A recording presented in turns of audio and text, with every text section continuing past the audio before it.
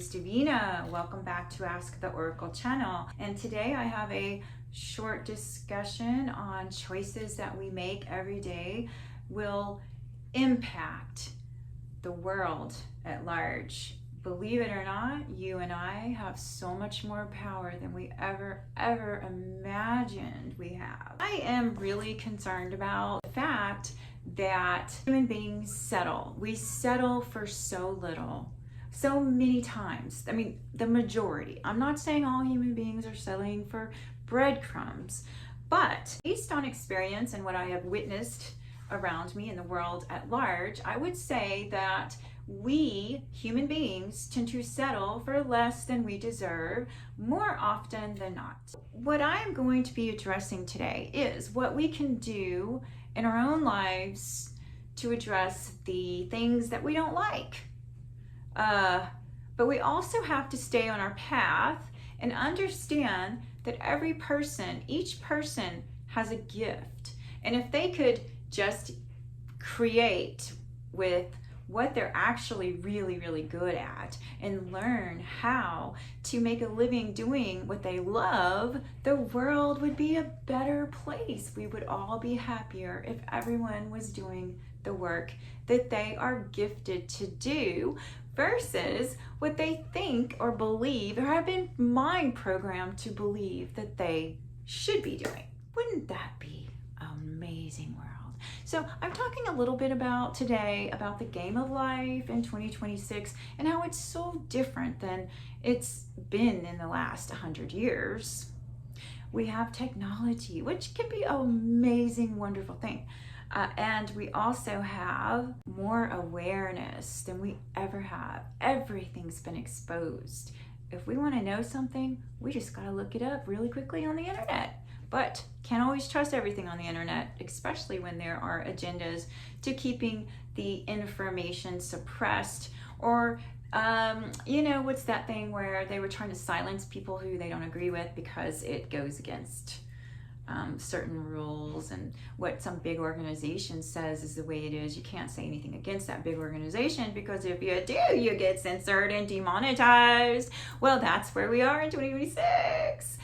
So today's story is going to be about the game of life and how to play the game.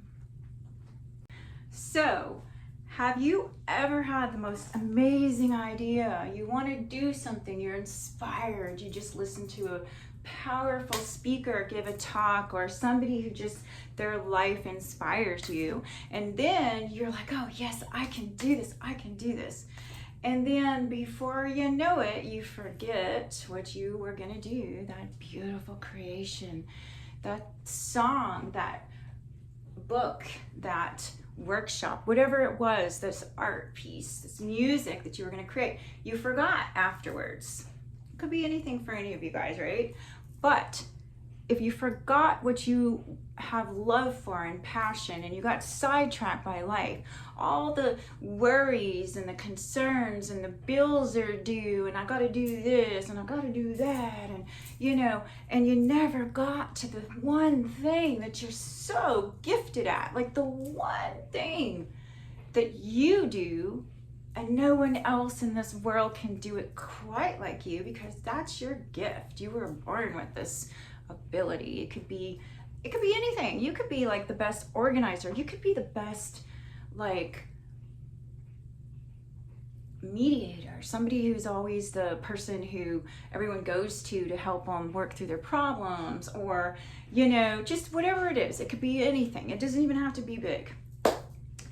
But somehow you didn't know you could make a living.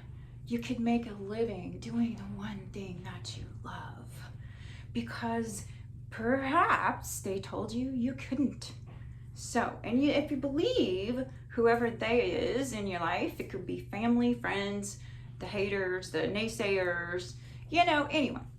Usually it starts with childhood, where we are learning who we are from our family and their perspectives. And then later on, when we become adults, we discover that they were wrong about who we are, and they've been projecting their bullshit on us all these years. That is your projection of who you think I am. That is not who I am.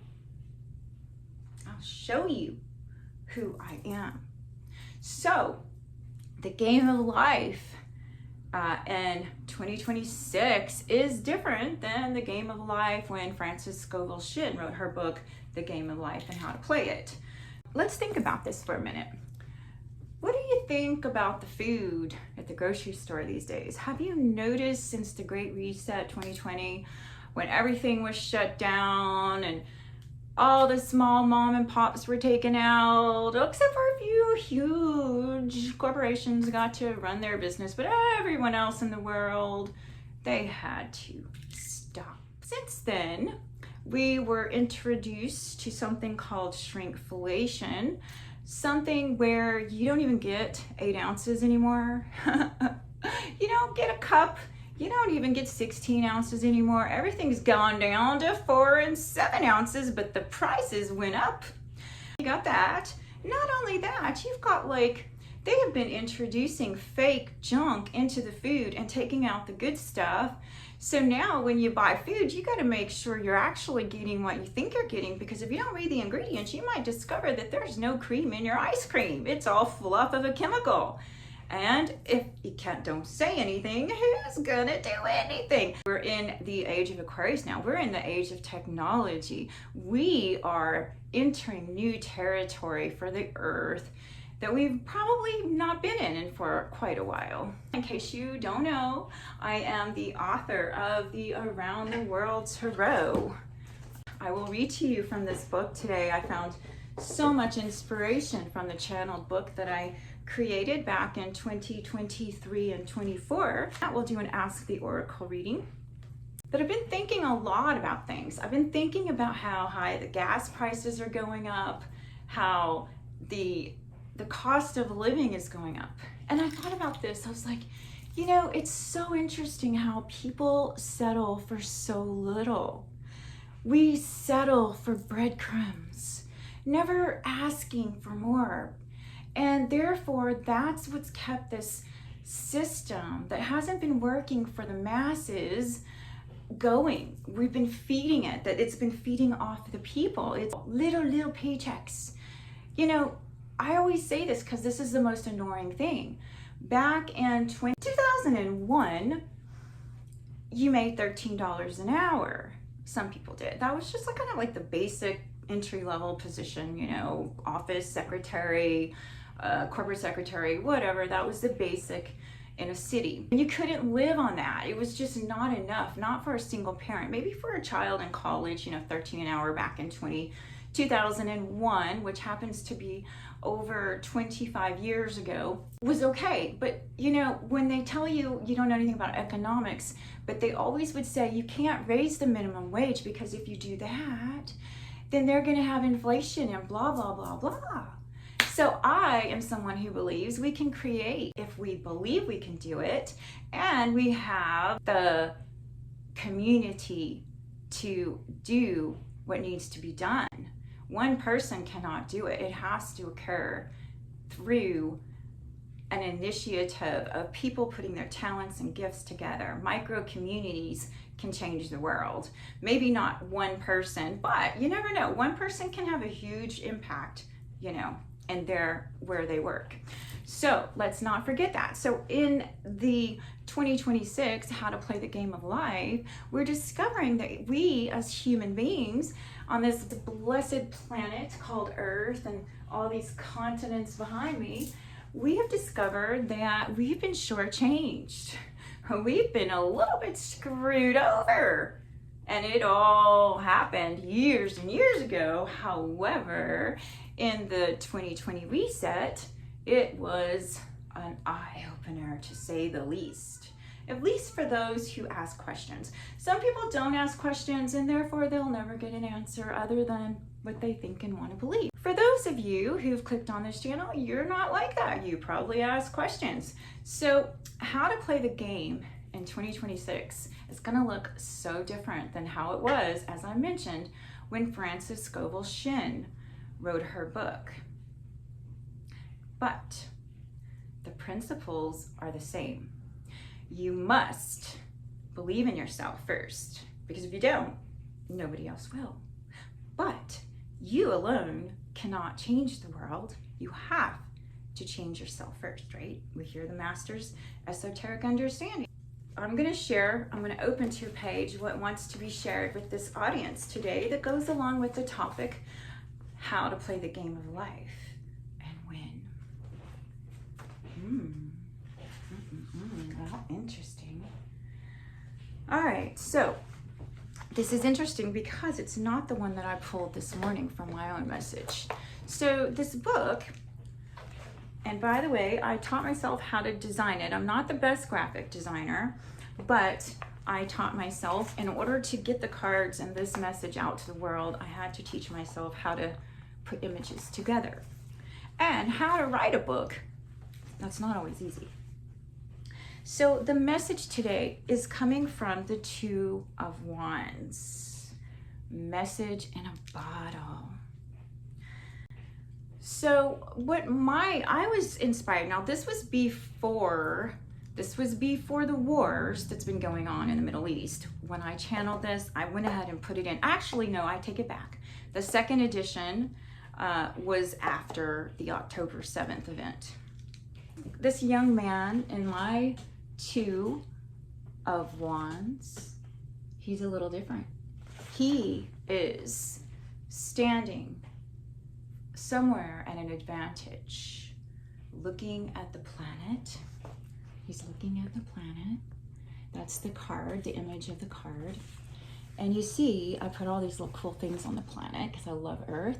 But he's looking, he's got a decision to make. If you know Tarot, he has to make a decision because he's got everything he needs. Now this guy's got his hands in his pockets, so he doesn't particularly look like he's in a hurry.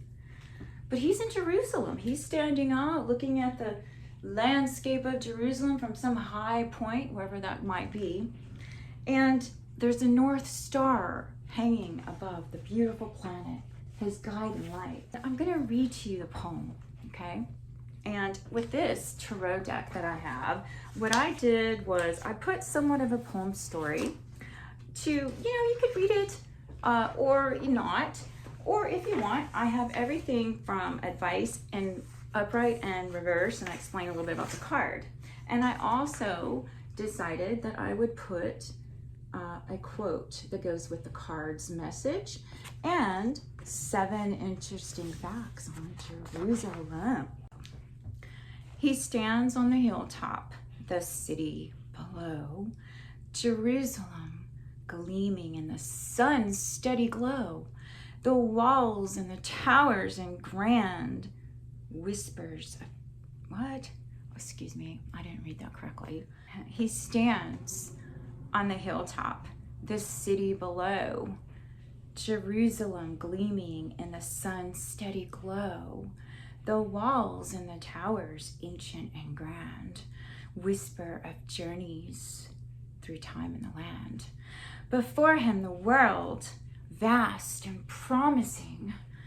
There on the waves, he spots a bottle drifting slowly, carrying in it a message from the unknown. The bottle floats gently in the heart of the sea, a symbol of freedom and what is to be. He watches it glide on waters wide. The world in his view is the future untide. The city of prophets with its ancient embrace begins to fade as he dreams of a new open space.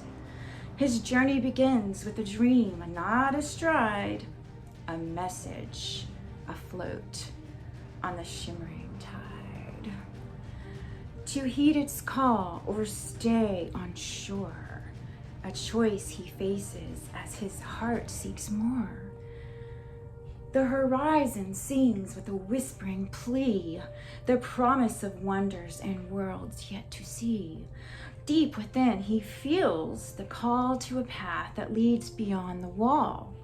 Through mist and mystery, he must roam toward the light that feels like home, beyond the veil where dreams are sown in lands of promise, yet unknown.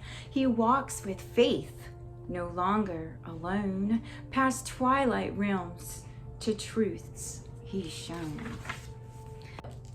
We have a choice, that's the message. So the choice that we all face every single day is, do we want to go on with the way the world is, way everything's so screwy and we don't do anything about anything other than think we're hopeless and we can't do anything, even though we are not hopeless, we're not helpless. We always have choices. We have choices.